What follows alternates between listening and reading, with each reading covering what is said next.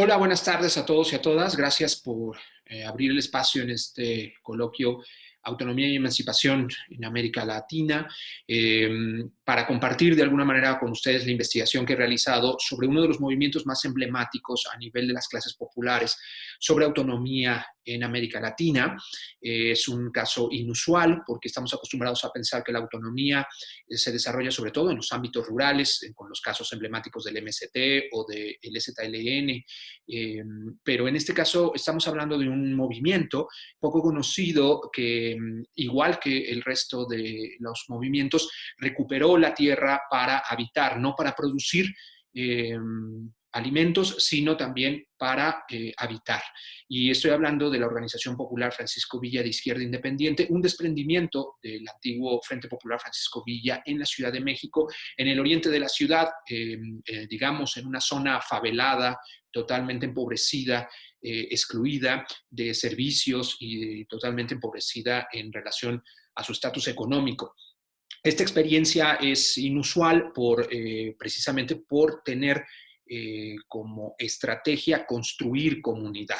Eh, Integro de alguna manera a la OFBI y su movimiento de tomas de tierras dentro de un proceso amplio que llamo de los movimientos de la reproducción, es decir, movimientos que a diferencia del movimiento obrero, dentro de la contradicción capital-trabajo, se desarrollan más bien en el ámbito de la reproducción, reproducir a sus familias, asegurar la vida y la subsistencia de sus familias, implica no solo la ocupación de la tierra, no es solo que la tierra comune, los organice, los vincule, sino es necesario la reorganización, la construcción de comunidades, comunidades de protección, comunidades sobre todo de trabajo colectivo que van hermanando, hilando un tejido, un entramado de relaciones, de reciprocidad, de cooperación, también de poder que es necesario construir para poder subsistir. Estos movimientos de la reproducción,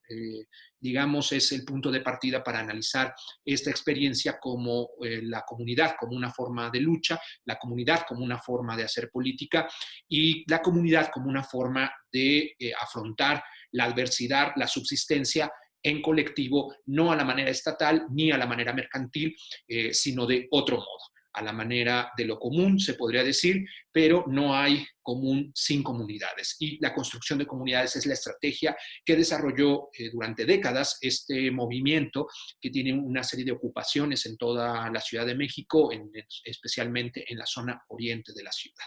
Eh, Quisiera mostrarles primero, antes de hablar sobre este movimiento y especialmente sobre el papel que las mujeres han jugado y sus transformaciones como sujetas políticos, quisiera hablarles un poco de esta organización y déjenme compartirles la presentación que he preparado para que muy rápidamente podamos vislumbrar el trabajo.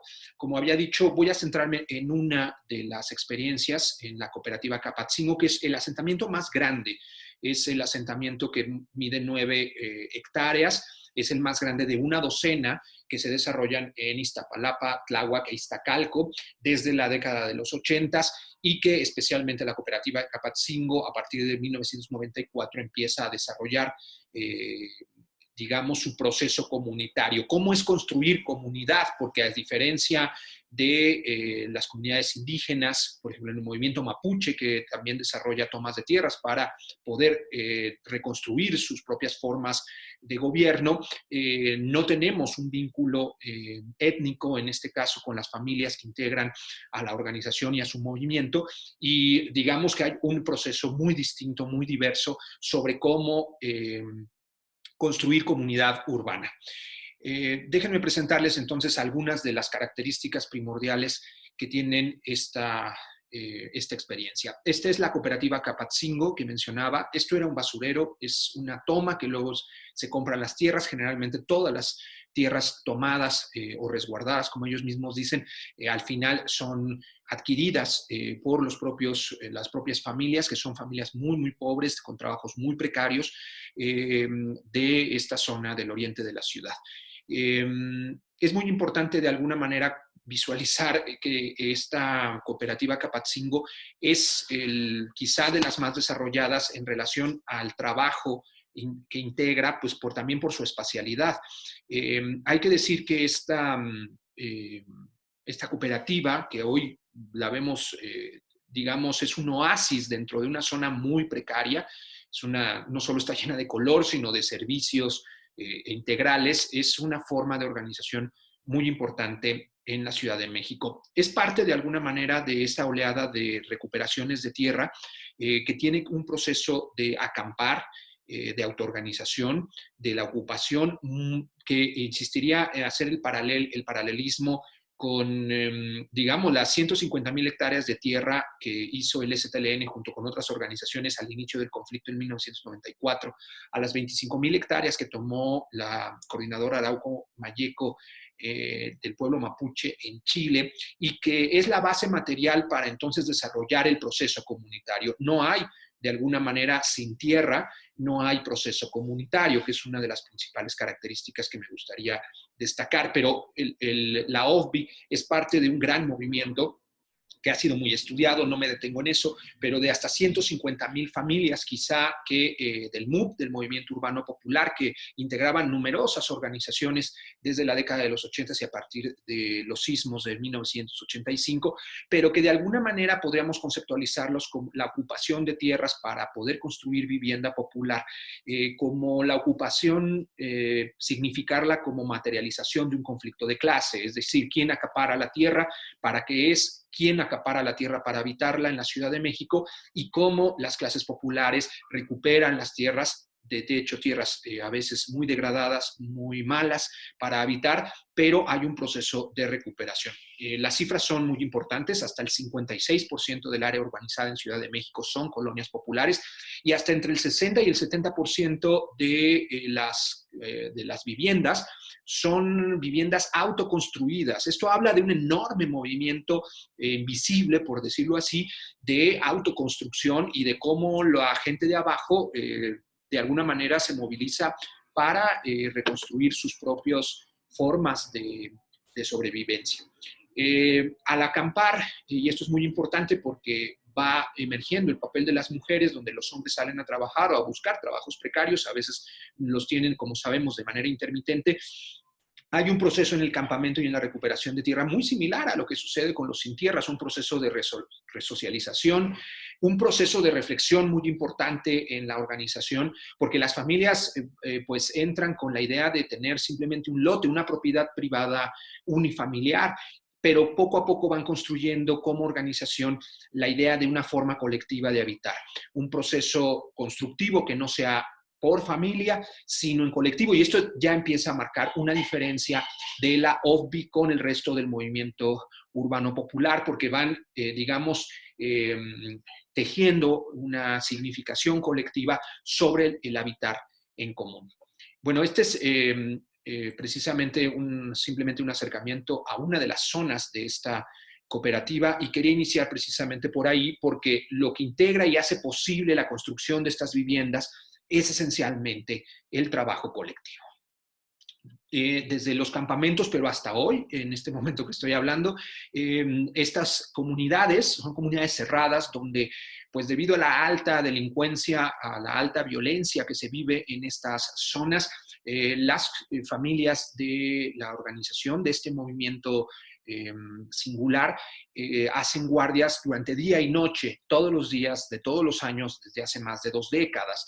En ellas tiene una enorme participación las mujeres. Esta seguridad se hace de manera rotativa y es una de las formas básicas de trabajo familiar igualitario. Así se desarrollan muchas. Todas las familias deben participar, deben enviar a uno de sus miembros para participar en trabajos igualitarios. Les toca a todos y a todas participar. Sin embargo, como son las mujeres las que permanecen más tiempo en las comunidades, son ellas las que de alguna manera van encabezando estos procesos organizativos. Hasta hoy este proceso que inició solo como cuidar las puertas y cuidar de alguna manera la seguridad de los niños, se ha transformado en un sistema, en un incipiente sistema de justicia comunitaria para resolver, en estas comunidades no entra la policía, y para resolver no solo problemas vecinales, sino verdaderos problemas éticos, de justicia, de violencia intrafamiliar, de violencia juvenil, en fin, le están buscando su propio mecanismo de justicia comunitaria, un poco recuperando tradiciones de los pueblos indígenas y experiencias exitosas en otros lugares de México y de América Latina. También en pleno Iztapalapa, donde la tierra no da, ellos y ellas, especialmente ellas, han elaborado, es una de las comisiones, no me detengo mucho en esto, pero están haciendo huertos comunitarios desde hace ya varios años. Le llamo trabajo rotativo de servicio comunitario, a diferencia del trabajo anterior, donde a todas las familias les toca básicamente el mismo trabajo. Aquí, de manera rotativa, por varios esquemas organizativos de comisiones, brigadas, asambleas, se va desarrollando un papel participativo donde se han podido desplegar en todos los asentamientos cultivos para arraigar a la tierra a los niños, para incluso como ahorita veremos en algunas imágenes, volver a vender y para el autoconsumo. Esta experiencia es muy linda, por supuesto, y tiene todo un proceso detrás muy largo de explicar. Los espacios comunales han sido construidos también a partir de faenas colectivas, como en todo el movimiento urbano popular, pero destaca un poco lo sofisticado de sus espacios y la planeación que ha sido colectiva. En asamblea se ha decidido qué va primero y qué va después en relación a las urgencias y también a la disponibilidad de, digamos, de recursos, que no son muchos porque, insisto, son familias muy pobres. Aquí vemos una de las canchas de fútbol. Este es el espacio de los niños, que si no mal recuerdo se llama la Plaza de los Filósofos, reivindicando un poco a todos los filósofos de izquierda, incluyendo a Marx. Tienen, por supuesto, una radio comunitaria donde la participación de los jóvenes, también la participación comunitaria ha sido decisiva para construir con su propia frecuencia los problemas que en la radio se van desarrollando, los problemas de la comunidad y los problemas que pueden, nacionales, que les interesa destacar como movimiento. Han desarrollado ya desde hace varios años un trabajo excepcional con niños y niñas, con la participación de ellos en toda la estructura y en todas las responsabilidades, claro, adecuadas a su propia edad, a su propia condición. Desarrollan no solo las asambleas, sino participan en medida de sus posibilidades en la infraestructura, en el mantenimiento, en la limpieza, en las decisiones, e incluso también los niños participan opinando sobre cuando un vecino desperdicia agua, se imponen sanciones, en fin. La participación de los niños es creciente, aunque ha sido dificultosa por ser una experiencia pues inédita, y me quería presentarles también esta parte de cómo funciona Capatzingo. Ellos hace unos años desarrollaron una experiencia por las necesidades de varios jóvenes de terminar su bachillerato, que lo tenían inconcluso o no lo habían iniciado, muy tortuoso, pero muy edificador, muy lindo este proyecto de un bachillerato popular propio, desarrollando también sus propios planes y programas de estudio y las necesidades tanto técnicas, históricas, políticas que querían desarrollar también entre sus propios jóvenes. Es una de las experiencias que redondea de alguna manera este proceso que, como vemos, reproduce la vida en su conjunto. No está aquí el esquema de salud, que lo compararía con mucho más consolidado que el propio bachillerato, que es el de cientos de promotoras de salud que casa por casa y se han capacitado para ir casa por casa, no solo tomando la presión o haciendo chequeos generales, sino también con campañas de divulgación de la salud preventiva. Esto es muy importante, tienen casas de salud en cada asentamiento, y es esta experiencia la que podría redondearse de este esquema. Bueno, pasemos ahora a lo fundamental, que es el centro de la exposición de hoy, que me toca hacer, que es esencialmente la participación de las mujeres en esta forma que yo digo, la comunidad como forma de hacer política, que está regida, por supuesto, con la forma de asamblea. Hay que decir nada más antes de pasar a esto que la asamblea es una forma de poder y la comunidad es una forma de poder. A veces idealizamos la comunidad como solo cooperación o reciprocidad, pero la comunidad es esencialmente trabajo colectivo, obligación en el trabajo colectivo, es una serie de relaciones organizativas que van incluyendo a todas las familias, y esta forma, de alguna manera, de la forma comunidad, produce una esfera comunitaria, es decir, a diferencia de la esfera público-estatal, una esfera de discusión sobre lo comunitario, sobre lo comunal, donde se discuten no solo las problemáticas, las formas organizativas, sino la toma de decisiones sobre la vida cotidiana. Y lo que más asombroso es, además de estos esquemas que han logrado en la educación, la salud, la seguridad, etcétera, es la enorme participación, mayoritariamente entre el 60 y 70% de quienes encabezan la estructura organizativa de este movimiento son mujeres. Y hay que decirlo, es una estructura que a ellos quizá no les gustaría como lo dijera, pero si uno entra a sus espacios, a su cotidianidad, lo que uno ve es una comuna de comunas, comunidades que están discutiendo prácticamente diario, claro, a través de una serie de mecanismos de rotación y de participación masiva, o sea, cientos de personas participan en los espacios de decisión, y en los espacios colectivos deben participar todas las familias. Esto es impresionante. ¿Cómo se ha logrado? Y esa es la pregunta con la que quisiera quizá no explicar todo el proceso de este movimiento, sino especialmente el rol de las mujeres y de su propia capacidad.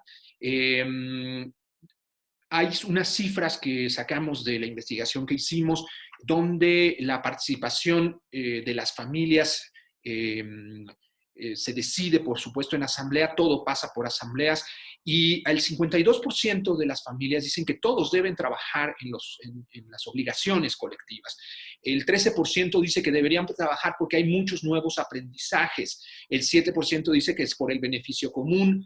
El 5% porque todos trabajan de manera igualitaria, y solo el 7% tiene opiniones negativas sobre esta forma organizativa que obliga de alguna manera a sus integrantes a participar en todo el proceso constructivo, en todo el proceso de seguridad, en el proceso de educación, salud, cultura, en fin, han desplegado una capacidad organizativa impresionante en estas comunidades, que esta en específico reúne a cerca de 600 familias, pero que integra a miles de familias en todos sus asentamientos.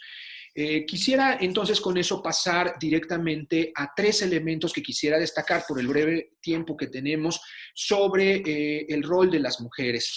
El primero es, y bueno, quisiera mostrarles una imagen de las mujeres fundadoras. Tuve que hacer, o más bien realicé una investigación paralela para reconocer un poco el papel de las mujeres también fuera de la organización, porque sabemos que la urbanización popular, como he mencionado con las cifras que he dado al inicio, no es específica de la gente organizada en grandes movimientos o organizaciones sociales, sino también, digamos, eso sucede en muchos procesos. Quisiera entonces plantear que lo que investigué de manera paralela en familias no organizadas, familias que también ocuparon la tierra y construyeron sus propias casas alrededor o en la zona especialmente de Tláhuac, es que haciendo una especie de zoom sobre estos procesos familiares, empieza a cambiar la perspectiva de lo que pensamos son los pobres, lo que pensamos es el rol de las mujeres en las familias pobres, y especialmente su capacidad y su potencia organizativa. Yo diría la capacidad de las unidades familiares en el proceso productivo de vivienda, pensar a la vivienda como un proceso productivo. ¿Qué es lo que sucede cuando se toma un terreno y empieza un larguísimo proceso que puede durar décadas del proceso de construcción? Esto ha sido ya estudiado, pero yo me enfoco en el papel de las mujeres, que no ha sido tan estudiado. Lo primero es que las mujeres toman un rol de dirección, de conducción, de autoridad frente a sus hijos e incluso a sus esposos. Son las madres, las abuelas, las que a veces realizan el diseño arquitectónico con sus propias capacidades, con sus propios saberes, y por eso vemos estas casas que van surgiendo a modo de las necesidades y no con este modelo arquitectónico prefabricados, sino que se van construyendo cuartos conforme se necesitan, se construye con los recursos que se tienen, pero sobre todo este papel donde cambia el rol de las mujeres, especialmente porque la mano de obra siempre es familiar, a veces con vecinos, con redes ampliadas de familias, pero son las mujeres las que gestionan el ahorro, por ejemplo, para los materiales, dirigen la compra a veces del terreno cuando no es tomado, y dirigen la compra de materiales e incluso dirigen en algún sentido a sus hijos, a sus esposos, a sus amigos, vecinos, compadres, para el apoyo colectivo para esta construcción de vivienda. Este es un primer elemento que quisiera destacar en la idea de que hay una potencia familiar subalterna. ¿Qué quiere decir esto? Que en realidad ya hay posibilidades y potencia organizativa, ya hay conducción femenina desde el ámbito familiar cuando se trata de subsistir, cuando se trata de resolver una necesidad tan básica como dónde guarecerse, dónde refugiarse y tener una casa propia. Sin embargo, las experiencias no organizadas en movimientos tienden a dispersarse, es decir, son experiencias efímeras, porque el papel de la mujer como dirigente, por decir así, de su propia familia, termina con el proceso constructivo. En cambio, en los movimientos y especialmente en la Organización Popular Francisco Villa de Izquierda Independiente, esta potencia es lo que ha encontrado este movimiento de poderlo amplificar, poderlo de alguna manera institucionalizar en tramas comunitarias permanentes donde las mujeres encuentran un espacio no solo de participación política, sino de autotransformación. Y este es el segundo tema que quería comentar. A través de los trabajos colectivos es como las mujeres despliegan, por supuesto, es decir, no a través primero de la conciencia o de la lectura o de la capacitación en temas de género, sino esencialmente a través de un trabajo que modifica por completo sus circunstancias. ¿Cuáles son estas condiciones que las mujeres recuerdan en una serie de testimonios que recuperé de ellas durante mucho tiempo, durante décadas? Ellas estuvieron reflexionando sobre su propia condición. Y algunas cosas que encontramos es que la posibilidad de la comunidad reorganiza las relaciones de género al interior de la familia, porque las relaciones de alguna manera tradicionales, evidentemente de violencia, evidentemente de autoridad y de trabajo sexuado, una división del trabajo sexuado, se da en la familia tradicional de las clases populares, pero es la esfera comunal la que va transformando y estos trabajos comunitarios los que lo va transformando por completo.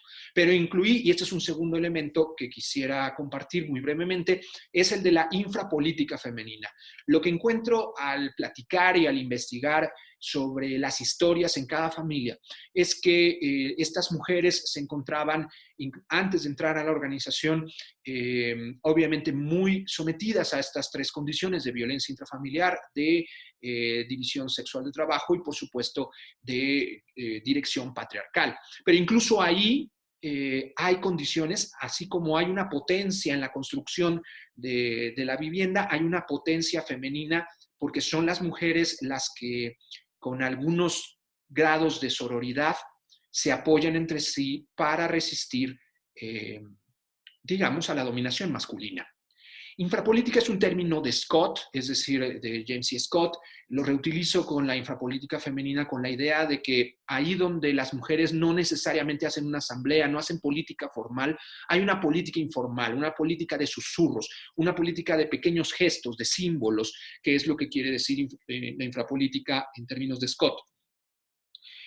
Ellas resisten la dominación masculina, se ayudan. Por ejemplo, tengo un par de testimonios que quisiera simplemente decírselos, leérselos, para que se den cuenta de esto. Dice, es que antes las decisiones las tomaba mi esposo. Perdón, es otro testimonio el que quiero decir. Los últimos veces que mi papá vivió con nosotros, él llegaba a la casa y si estaba mi mamá, pues así de, ay, ya llegó este güey. Y mi mamá y yo teníamos un cuaderno donde nos escribíamos cosas y éramos como cómplices. Eso me gustaba mucho de mi mamá cuando era chavita. Y, ay, ya se siente la casa gris y sí, es cierto, vamos a la tienda, sí. Entonces era un cuaderno donde ella y yo nos escribíamos sin que mi papá se diera cuenta. Es decir, hay formas de, digamos, de complicidad femenina para poder resistir una opresión que es muy violenta.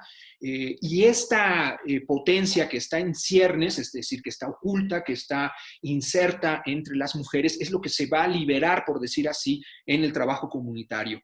Dice otro testimonio, en aquel tiempo mi esposo me dice que no viniera, es decir, a las reuniones ya de la organización, y yo lo desobedecí y vengo a mi junta, y sacan responsables y pues la suerte me toca a mí. Yo lloraba, les decía, no, por favor, porque me va a pegar mi esposo, no, me va a pegar. Y yo sufría y lloraba. Entonces yo fui con mi suegra y ya le comenté, no, fíjese que Carlos me dijo que no fuera y yo lo desobedecí y me tocó el papelito. Y que mi suegra me da la idea y me dice, ahora dile que le tocó a él, mija. Y sí, ya siempre lo tuve a él con la idea de que a él le tocó el papelito. Es decir, que la entrada a la organización reordena y hace renegociar los papeles de subordinación de las mujeres con esta evasión que se hace del conflicto, con este ocultamiento del conflicto, todavía no políticamente de alguna manera abierto, el conflicto de género, pero es al entrar en estos trabajos, en la imagen pueden ver a las mujeres que están distribuyendo, vendiendo los productos de los huertos comunitarios entre las familias asentadas en Acapatzingo, lo que va por completo cambiando. Y es que los hombres, eso es muy importante, cuando hay dos opciones, o sea, a veces la iniciativa de integrarse a la organización viene de las propias mujeres o viene de los hombres, pero como no tienen mucho tiempo, envían a sus mujeres. Y lo que sucede, la respuesta esencial es que los hombres se arrepienten de que las mujeres o de que la familia haya entrado a la organización, los hombres no les gusta que participen las mujeres y los hombres ponen ciertos límites o incluso obstaculizan o boicotean la participación política femenina en la organización para construir comunidad y construir su casa. Dice, por ejemplo, un caso de otra compañera, dice, mi esposo no me creyó, ¿cómo te vas a meter ahí? Pues yo vi cómo, me decía, vas a perder tu tiempo, le digo, pues déjame perderlo, déjame. O sea, siempre yo fui la que con la iniciativa, ¿no? Se enojaron y se enojaron. Ella está diciendo que su esposo y sus familiares. Porque pues aquí sabemos que también es tiempo. Y cuando salíamos a las marchas, que lloviendo y demás, y pasamos muchas, entonces él me decía lo mismo, ¿no? Pero te gusta estar ahí, mira, te enfermaste. Yo hacía de oídos sordos, pero dije, no, yo tengo que luchar por lo que quiero. Entonces, siempre fue así. Lo que vemos entonces es que la esfera comunal, la esfera del movimiento, permite ir desarticulando de una manera micropolítica las relaciones de género dominantes y las va transformando. Esta es otra imagen del trabajo con los niños y, por supuesto, ya del trabajo actual con las mujeres. ¿Qué es lo que sucede para ir cerrando entonces con estos procesos que primero son de renegociación de la dominación y la subordinación de género? Una transformación radical. Les voy a leer simplemente algunos testimonios más que tienen que ver con cómo ellas a sí mismas se ven después de participar en todos estos trabajos comunitarios.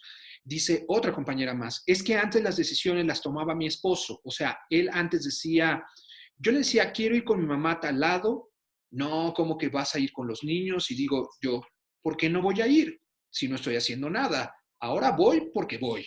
Nada más te lo estoy comunicando que voy a hacer esto. No estoy pidiendo permiso porque soy tu esposa, tu compañera. No soy algo de tu propiedad. Ahora ya ese aviso ya lo tengo. En ese aspecto ya cambié. Porque antes él me decía lo que yo tenía que hacer. Ahora no. Ahora es al revés. Y es que dentro del proceso de los trabajos comunitarios, las mujeres se van desplegando como dirigentes, como líderes, como organizadoras, no solo en su comunidad, sino al interior de su familia. Lo que mencionaba del ejemplo de cómo construyen las familias no organizadas el proceso constructivo de una vivienda, ese proceso se alarga, se expande y va generando nuevos saberes, nuevos conocimientos y, por supuesto, nuevas formas de seguridad en su propio liderazgo, en su propia voz. Las mujeres salen a hablar entre ellas para organizar a la comunidad y regresan a su casa y tienen un nuevo perfil, un nuevo liderazgo. Los niños y los hombres, sobre todo, las ven distinto.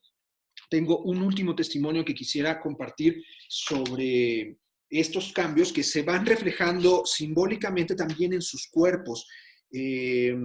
Y quisiera compartir esto que es muy importante, porque muchos de estos trabajos pues implican trabajos físicos muy, digamos, pesados. Pues las mujeres también le entran si no están los hombres.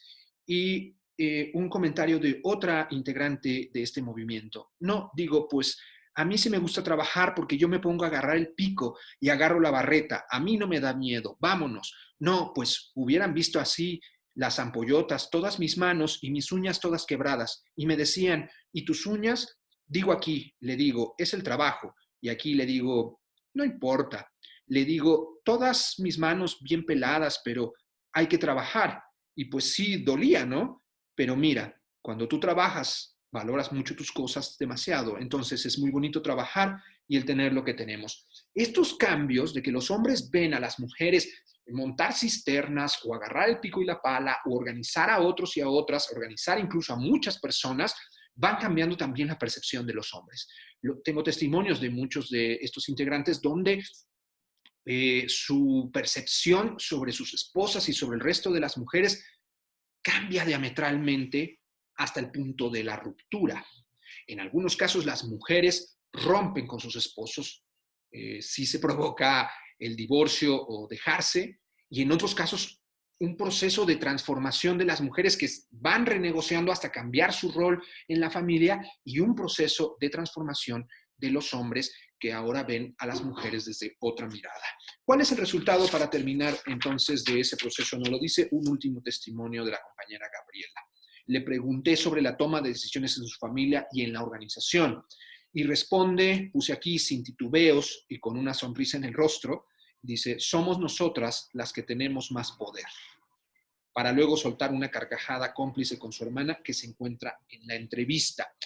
Y es precisamente este proceso de transformación de las mujeres, el que es un proceso apabullante, es un proceso dentro de el proceso de construcción de comunidad que quería compartir con ustedes porque me parece sumamente aleccionador, donde los movimientos de la reproducción nos enseñan cómo transformar no solo las relaciones sociales por fuera del Estado y el mercado con la forma comunitaria, sino también algunas lecciones y aprendizajes sobre cómo cambiar las relaciones de género. Y hoy lo más importante me parece, y con eso quisiera concluir, es cómo las mujeres de alguna manera han tomado la voz en sus comunidades, cómo se han levantado de pie.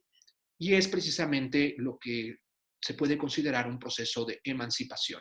Es decir, cuando los subalternos, en este caso las subalternas, se ponen de pie, pueden hablar por sí mismas, pueden desplegar su acción por sí mismas. Y esto es lo que ha sucedido en esta experiencia singular de la Organización Popular Francisco Villa de Izquierda Independiente, un movimiento que hace comunidad, un movimiento emancipatorio, un movimiento que es parte de una serie de movimientos en toda América Latina, que son los movimientos de reproducción, y que creo que hoy debemos valorar, discutir, aprender sobre todo de ellas y aprender el camino emancipatorio que ellas nos muestran. Muchas gracias.